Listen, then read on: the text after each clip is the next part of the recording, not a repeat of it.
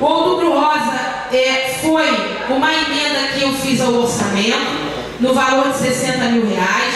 Após isso, apresentei o projeto de lei. A lei foi votada porque havia previsão orçamentária. E eu tenho conversado com o prefeito, eu acho interessante isso. O executivo é quando precisa sentar o legislativo, sentar no executivo e conversar das políticas públicas. O Outubro Rosa é uma campanha de prevenção ao câncer de mama e que tem levado muitas mulheres a óbito. E que a gente tem visto, e eu tenho falado, da falência do SUS no nosso país por causa do desgoverno desse governo, do PT.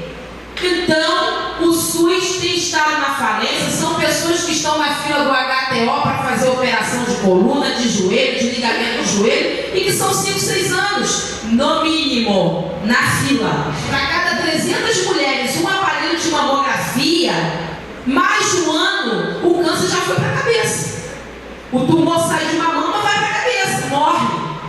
Então, a gente está com essa deficiência, esse problema da falência do SUS, por causa desse desgoverno do PT, e eu, como PSDBista, vou falar de Aécio e pedir voto para Aécio.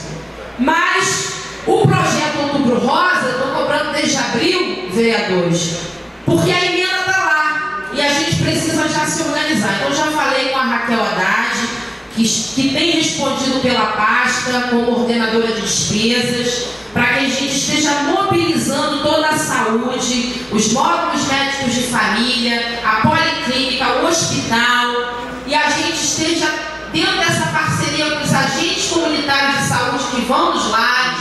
Então, é uma mamografia importantíssima dentro desse projeto. Mas aí a gente espera que nós consigamos, no mês de outubro, uma quantidade maior de liberação de exames para essa campanha. Então, é isso que eu tenho pedido ao Executivo, para esse olhar atencioso para o projeto Outubro Rosa. Porque se o Executivo não fizer, vereador Iel, a vereadora aqui é pequena, né? Mas Deus é maior. Então, a gente vai fazer com o recurso que a gente pode, né? A gente não pode dar a quantidade de panfletos como a prefeitura pode, mas a gente faz o panfletinho, né, vereador? Imprime até na nossa impressora. Mas não vai ser por conta disso que não vai acontecer.